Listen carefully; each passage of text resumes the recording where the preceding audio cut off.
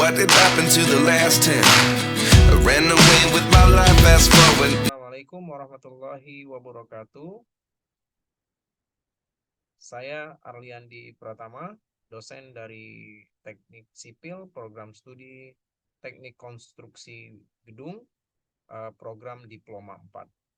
Saat ini saya mengajar di mata kuliah Ilmu Ukur Tanah 2, di mana mata kuliah ini merupakan salah satu komponen penting dalam kurikulum yang bertujuan untuk memberikan pemahaman mendalam tentang aspek-aspek penting dalam ilmu ukur tanah. Mata kuliah ini merupakan mata kuliah lanjutan dari ilmu ukur tanah 1. Mata kuliah ilmu ukur tanah 2 ada di semester kedua dengan bobot teori sebanyak 2 SKS dan praktek sebanyak 2 SKS. Capaian pembelajaran mata kuliah ilmu ukur tanah 2 di mana mahasiswa mampu menjelaskan penggunaan alat-alat ukur dan mampu melakukan pengukuran poligon, tachiometri, stakeout, dan menyajikan data gambar hasil pengukuran. Kemampuan akhir yang diharapkan. Yang pertama, mahasiswa mampu mengoperasikan alat-alat ukur seperti theodolit dan total station. Lalu, mereka mampu melakukan pengukuran poligon di lapangan, menganalisa pengukuran dan penggambaran poligon, melakukan pengukuran situasi, perhitungan beda tinggi, dan jarak dengan metode tachiometri. Selanjutnya, mahasiswa mampu menggambar kontur, menghitung luas dan volume. Mahasiswa mampu mengoperasikan konsep survei GNSS untuk keperluan pengukuran titik ikat dan stakeout. Mahasiswa mampu membuat lengkung horizontal dan vertikal di lapangan, serta menjelaskan konsep fotogrametri untuk keperluan pemetaan yang lebih luas. Dan mahasiswa mampu melakukan pemetaan tematik untuk keperluan rekayasa sipil dengan sistem informasi geografis. Adapun metode penilaian dan pembobotan yaitu kehadiran dan tugas besar 30%, UTS 30%, dan UAS 40%. Daftar referensi yang kami gunakan yaitu bersumber dari internet, bersumber dari bacaan buku-buku referensi dan buku ajar, dan bersumber dari industri terkait. Mata kuliah ilmu ukur tanah 2 merupakan langkah lanjutan yang penting untuk mempersiapkan mahasiswa teknik konstruksi bangunan gedung yang lebih profesional dan lebih handal lagi. Teknik sipil, jaya. Berikut adalah cuplikan di mana saya mengajar di kelas teknik konstruksi gedung semester 2 pada mata kuliah ilmu ukur tanah 2. Selamat pagi, Assalamualaikum warahmatullahi wabarakatuh. Waalaikumsalam warahmatullahi wabarakatuh. Selamat pagi, Pak. Selamat pagi. Oke, apa kabar teman-teman semuanya? Alhamdulillah baik, Pak. Alhamdulillah Baik, Pak. Sehat ya, meskipun akhir bulan, ya, mudah-mudahan kita masih semangat. Nah, ini karena menjelang akhir bulan, karena makan Indomie, jadi kita kurang semangat gitu. Tapi untuk belajar jangan lupa gitu ya, kita sebelum kuliah ada baiknya kita berdoa dulu agar ilmu yang kita peroleh hari ini senantiasa gitu menjadi sesuatu yang bermanfaat ya. Oke, berdoa dipersilakan. Oke, berdoa selesai. Baik, untuk pertemuan hari ini, yaitu pertemuan ke-10, kita akan bicara masalah stakeout, yaitu perencanaan terkait dengan gambar rencana yang nanti akan kita buat, lalu akan kita lakukan pengukurannya di lapangan. Oke, nanti kita akan banyak melakukan stakeout ini dengan metode survei GNSS. Oke, slide-nya sudah kelihatan ya? Sudah, Pak. Iya, sudah, Pak. Ya, kalau sudah, mungkin kita lihat dulu untuk capaian pembelajaran hari ini gitu ya, di mana nanti teman-teman akan melakukan atau membuat ya gambar rencana untuk keperluan stakeout. Nah, ini kan pastinya ada di pekerjaan konstruksi bangunan gedung ya. Nanti kita akan coba praktek di lapangan. Lalu ya yang kedua adalah kita akan melakukan pemasangan stake out. Nah, ini pemasangan titik-titik di lapangan gitu ya, sesuai dengan gambar rencana yang akan kita buat. Oke, sebelum kita masuk ke stake out, mungkin masih ada yang ingat gambar di sisi kanan itu gambar apa? Ada yang masih ingat? Kelompoknya mungkin? Iya Pak, itu hasil Ya. dari pengukuran kelompok kami. Jadi itu gambar situasi Pak. Oke, baik. Ini Fatih kelompok 3 ya? Iya betul Pak. Oke, ini kelompok 3, jadi gambarnya saya pajang hari ini mungkin karena gambarnya yang paling rapi gitu ya. Kita kasih tepuk tangan, aplaus dulu buat kelompok 3. Oke, ya ini adalah gambar rencana ya. Nanti yang akan kita buat untuk melakukan titik stake out. Ini merupakan gambar detail situasi ya dari kelompok 3, di mana kelompok 3 telah menyelesaikan pengukurannya. Lalu gambar yang ada di sisi sebelah kanan nanti akan kita tentukan titik-titik stake out-nya digunakan untuk titik rencana gitu ya. Lalu akan kita rapihkan nanti gambar-gambar yang sudah teman-teman serahkan gitu nanti dibuat gitu ya. Nanti dibuat dan disesuaikan dengan komentar yang sudah saya berikan gitu. Oke, sebelum kita lebih jauh lagi saya mau tes apa bedanya gambar stake out dan gambar situasi? Ada yang mau menyampaikan pandangannya? Beda take out dan situasi, Pak. Ya, Kalau kalau dari pemahaman situasi saya, apa? situasi itu gambar dari bangunan yang udah ada sebelumnya, Pak. Jadi Oke, kayak sebelumnya ada jalan, kita tandain sudut-sudut jalan itu supaya bisa kita ambil ke dalam gambar, Pak. Jadi kita bisa rencanain gedung baru sesuai kebutuhan kita. Nah, kalau stack up itu, dia lebih ke gambar yang udah kita rencanain berdasarkan referensi dari data situasi yang udah kita ambil. Fungsinya itu supaya gambar rencananya itu bisa kita taruh sesuai dengan yang udah direncanakan. berarti gambar situasi itu diperoleh dari objek-objek yang sudah existing ya, yang ada di lapangan, yang kita muat di Iya, dalam Pak. gambar detail situasi. Nah, kalau stake out berarti kita mencari titiknya di lapangan dari gambar rencana yang ada di atas kertas gitu ya, atau yang kita gambar. Oke, mungkin kita sedikit masuk dulu ya ke mengapa sih sebenarnya kita perlu melakukan survei dengan menggunakan metode GNSS gitu ya. Jadi kalau misalnya teman-teman lihat sejak tahun 2015, di mana itu adalah tahun pertamanya Presiden Jokowi memimpin Indonesia gitu ya, sehingga di masa-masa itu beliau mencanangkan tentang percepatan konstruksi, lalu adanya integrasi data dan memprioritaskan gitu ya terkait dengan proyek infrastruktur. Jadi kalau kita lihat selama masa pandemi kemarin itu pekerjaan konstruksi itu relatif masih berjalan terus gitu ya, pembangunan masih berjalan terus. Artinya apa? Proses percepatan konstruksi ini memang dilaksanakan di masa pemerintahan Presiden Jokowi.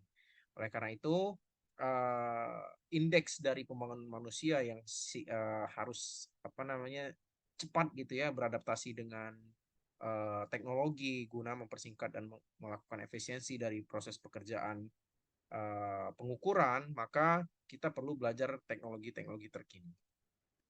Lalu apa yang terjadi misalnya kita tidak melakukan pekerjaan kita dengan benar atau stake out-nya asal-asalan. Nah, inilah yang terjadi. Nah, ini sebagai contoh di pojok kiri ya.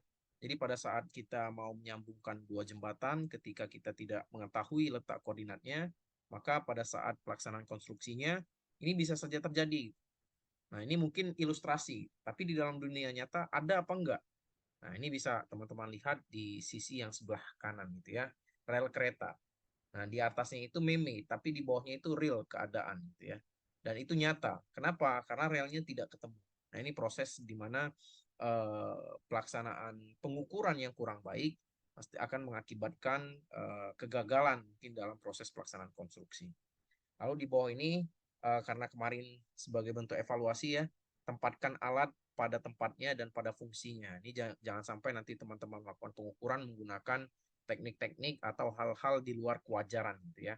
Dan gunakan peralatan sesuai dengan penggunaannya. Jadi kalau misalnya untuk mengukur, jangan dilakukan untuk masak seperti itu. Oke. Baik, kita lanjut. Ini ada suatu pertanyaan. Mengapa stakeout menggunakan metode JNSS? Nah, di sini kita mungkin mulai bertanya-tanya gitu. Kalau kemarin mungkin kita masih menggunakan metode terestrial, menggunakan alat ukur, theodolite maupun total station. Lalu kita menggunakan stakeout dengan metode survei JNSS. Nah, ada yang tahu apa itu JNSS? Global Navigation Satellite System ya Pak. Ya, itu kepanjangannya ya Mas ya. Oke.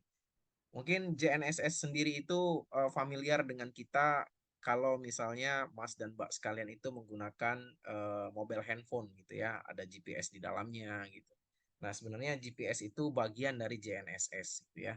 Satelit navigasi yang ada di permukaan bumi itu disebut dengan JNSS. Ada GPS, ada GLONASS, ada BEDO dan sebagainya.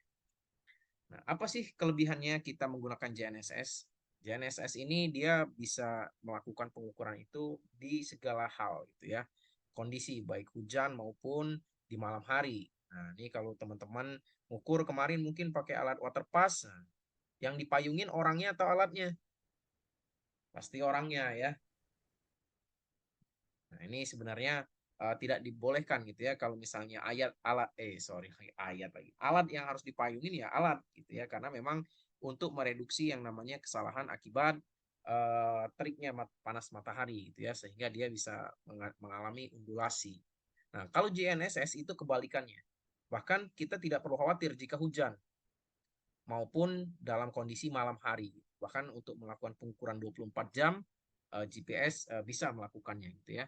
Lalu untuk akurasinya, pengambilan data yang cepat, lalu dia memiliki efisiensi terhadap jumlah tenaga kerjanya. Nah, jadi nanti kalau kemarin ngukur satu kelompok 6 orang, ada yang mencatat, ada yang menggunakan alat, lalu ada yang bawa bak ukur dan sebagainya, ada yang bawa juga galon dan menggunakan reflektor. Kalau JNSS nggak perlu. Jadi dia bisa mengukur sendirian. Ya, dia mengukur sendirian. Bisa dilakukan pengukurannya di kondisi hujan maupun di malam hari. Nah, ini yang kita sebut dengan JNSS ya. Jadi JNSS sendiri itu bagian dari beberapa konsorsium negara-negara ya yang memiliki satelit navigasi. Salah satunya itu adalah GPS milik USA, ada QZSS dari Jepang, itu Quasi Zenith Satellite System, lalu ada Navix dari India dan sebagainya. Setiap tahunnya ya, jadi kalau misalnya kita lihat grafik ini, jumlah dari satelit navigasi itu semakin bertambah. Ini karena apa? Keperluannya itu menjadi sesuatu yang sangat penting gitu ya. Karena dengan kemajuan teknologi navigasi itu akan mempermudah salah satu sistem navigasi kita. Nah, ini yang biasa teman-teman sering mungkin gunakan yaitu adalah Google Maps ya dan Gojek gitu ya. Ya, ini konsep dari JNS itu sendiri itu sama seperti di pertemuan kita yang ketiga ya. Kita waktu itu bicara mengenai tentang trilaterasi ya. Trilaterasi itu bagaimana suatu jarak itu bisa memberikan suatu informasi kepada informannya. Jadi misal kalau saya tanya, saya posisinya di mana? 3 kilo dari rumah si A. Nah, lalu nanti dia bilang lagi, posisi saya itu sebenarnya berapa kilo dari rumahnya B. Lalu nanti ada lagi, saya posisinya itu sekitar 6 kilo dari rumahnya si orang C. Nah, posisi saya itu sebenarnya ada di mana? Nah, ini adalah fungsi dari konsep dari si trilaterasi itu sendiri. Nah, ini rumah itu dianggap sebagai satelit. Nah, kemudian kita itu manusianya itu dianggap sebagai receiver-nya yang menerima informasi tadi dari si rumah A, rumah C ataupun si rumah B gitu ya. Nah, kita sekarang tahu nih posisi kita itu ada di berapa sih koordinatnya. Nah, mungkin bukan exactly nilai koordinatnya, tapi kira-kira gitu ya karena memang informasi itu masih hanya sebatas informasi yang sifatnya tidak mutlak gitu ya. Nah, kalau GPS dia sudah bisa menghitung posisinya ada di mana. Ya, di sini ada beberapa kasus gitu ya. Kenapa sih sebenarnya sinyal GPS itu kadang tidak akurat gitu. Ini sama seperti kasus di teman-teman ya. Jadi kalau mungkin nelpon gitu ya, ataupun menggunakan mobile phone gitu. Nah, satelitnya mungkin lemah gitu ya. Nah, ini akan mempengaruhi juga terhadap kinerja dari receivernya. Nah, kinerja-kinerja receiver inilah yang nantinya akan menjadi eh, apa namanya penghambat gitu ya, mengirimkan sinyalnya. Sehingga prosesnya satelit mengirimkan sinyal ke receiver itu akan terjadi sesuatu yang akan menghambatnya. Nah, ini biasanya disebut dengan multipad. Multipad ketika dia sinyal diterima lalu dikembalikan lagi, namun sinyal-sinyal tersebut bias gitu ya, tidak sampai lagi ke satelitnya. Nah, di sini ada information mungkin yang dikirimkan si receiver ke si satelit. Di sini kita bicara tentang klasifikasi ya. Jadi sama seperti yang tadi teman-teman mungkin sudah bayangkan gitu. Ada istilah navigation receiver, itu ketelitiannya kurang lebih 5 meter ya. Jadi ini sama seperti kayak teman-teman punya handphone, buka Google Maps dan sebagainya, itu adalah navigasi ya, receivernya navigasi. Lalu ada untuk keperluan mapping. Untuk keperluan mapping ini lebih teliti lagi dia ya. Ketelitiannya itu bisa sampai 10 cm. Nah, ini biasanya digunakan untuk keperluan-keperluan mapping. Lalu ada lagi tipe yang geodetic receiver. Nah, geodetic ini ketelitiannya itu lebih rendah gitu ya. Dari 10 cm, artinya dia bisa sampai ke satuannya mungkin milimeter gitu. Biasanya digunakan lebih teliti lagi untuk keperluan-keperluan survei konstruksi, lalu mungkin survei deformasi gitu ya. Jadi untuk melihat adanya patahan, lalu melihat perubahan yang disebabkan karena mungkin terjadinya erupsi gunung api atau keadaan subsiden gitu ya. Kayak seperti penurunan muka tanah Jakarta, itu potensial sekali geodetic receiver ini untuk menerima sinyal-sinyal terkait dengan positioning gitu ya. Jadi dia sangat powerful sekali. Oke, ini metode-metodenya. Nanti mungkin akan kita gunakan metode yang sifatnya cepat gitu ya. Nah, ini ada dua jenisnya, ada absolute positioning lalu differential positioning. Nanti ada yang sifatnya statik, lalu ada yang sifatnya kinematik. Nanti akan kita coba pada saat praktikum gitu ya. Nanti akan kita coba yang statik untuk mengukur rencana kita menerbangkan UAV untuk metode fotogrametri. Nanti akan outputnya untuk gambar kontur. Lalu yang kinematik kita bisa coba nanti untuk pengukuran-pengukuran yang sifatnya cepat ya, seperti situasi yang sudah teman-teman lakukan, pengukuran menggunakan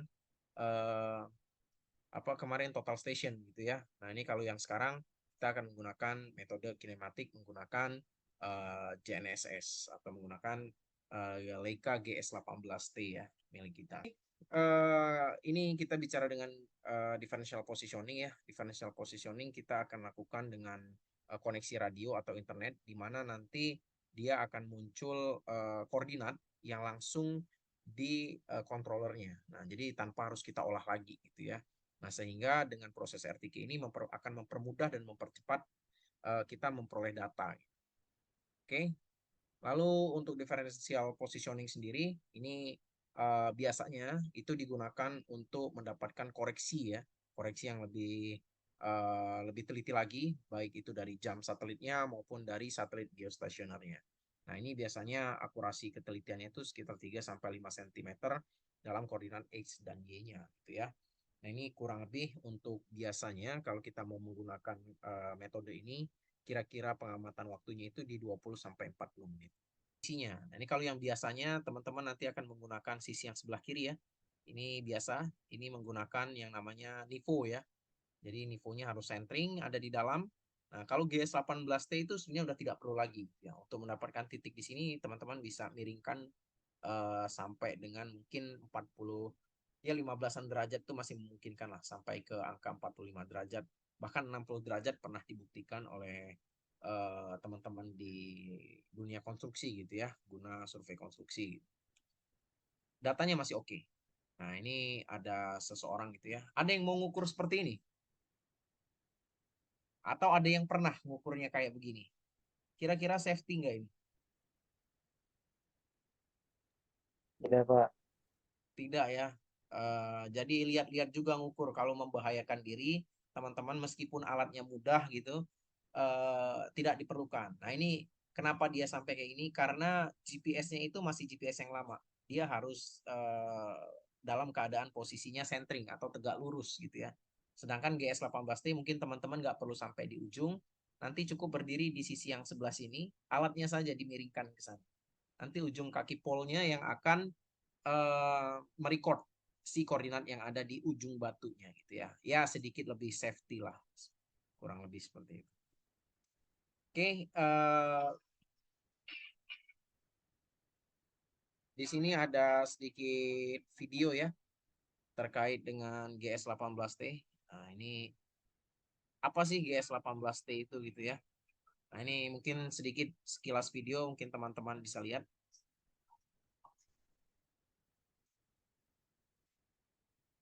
Ini sama persis ya dengan yang kita punya. Yes.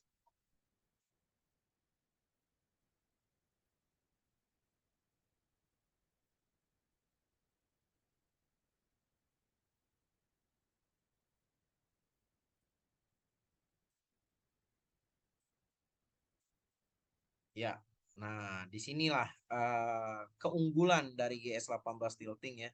Jadi kalau teman-teman mau ambil titik koordinat di tengah jalan, tidak perlu harus sampai tengah jalan manusianya gitu, atau harus menyeberang pembatasnya ya koridornya. Cukup, cukup dimiringkan saja polnya atau di ujung dari pol rovernya itu kita lakukan pengukurannya, gitu ya. Jadi kita miringkan, sehingga data yang diperoleh dari receiver itu akan dilakukan kalibrasi gitu ya, dilakukan pengukuran terhadap sudut kemiringannya. Nah, ini sama seperti teman-teman kalau kita bicara azimut gitu ya. Nah, jadi kemungkinan besar ide itu muncul dari orang-orang Leica gitu ya, dari perusahaan Leica yang digunakan untuk mengantisipasi gitu, bergerak. Kenapa sih harus centering gitu? Kenapa nggak miring aja bisa? Nah ini mungkin idenya dilahirkan dari pemikiran yang sederhana gitu ya. Nah ini dia klaim gitu ya, GS18 itu adalah sesuatu yang sangat cepat dan efisien. NSS GS18T itu bisa sensor tilting, yang I ini dia sifatnya sudah imaging. Jadi dia semi mirip-mirip dengan laser scanner ya. Jadi dia sudah bisa langsung build up antara point cloud, data point cloud. Nah, ini titik-titik image-nya gitu ya. Dia sudah mengandung yang namanya point cloud gitu. Sehingga every single point dia memiliki koordinat kayak gitu. Nah, ini lebih simpel lagi. Artinya teman-teman untuk membuat 3 dimensi itu tidak perlu untuk dibuat rendernya lagi gitu ya, atau biasanya kalau kita gunakan metodenya disebut dengan close range photogrammetry. Nah, menggunakan GS18I ini itu akan sangat-sangat mempermudah gitu ya proses pekerjaan kita untuk memodelkan 3 dimensinya. Nah, ini prosesnya ya. Oke, ini untuk menghitung single point. Biasanya kalau tadi kita GS18T kita dapat single point. Kalau GS18I kita sudah menggunakan point cloud. Artinya every single data dia sudah, every single point ya, dia sudah memiliki semua datanya. Nah ini sparse pointnya. Jadi kita bisa mengambil gitu ya, setiap gambar yang ada itu memiliki nilai koordinatnya. Nah ini kalau diskusikan. Iya Pak, ada yang ingin saya tanyakan Pak. Ya silakan Tadi kan Fahri. sempat dijelaskan ya Pak, ada dua metode dalam pengukuran GNSS, kinematik dan statik. Ya. Kalau dari hasilnya itu, akurasinya itu bagusan mana ya Pak? Oke, jadi kalau untuk akurasi itu tergantung dengan kebutuhan kita ya. Jadi kalau misalnya kita mau ambil statik, berarti kita menggunakan metode yang waktu pengambilannya itu cukup lama gitu. Nah, biasanya kita akan gunakan post processing. Artinya titik koordinatnya tidak akan kita peroleh saat itu juga, karena kita masih membutuhkan proses lagi. Nah, biasanya kebutuhannya digunakan untuk mengukur titik-titik titik-titik tetap gitu ya, ataupun titik-titik poligon yang sifatnya membutuhkan ketelitian tinggi. Nah, seperti kerangka kontrol. Tapi kalau metode kinematics ini biasanya digunakan untuk survei-survei yang sifatnya membutuhkan data yang lebih cepat.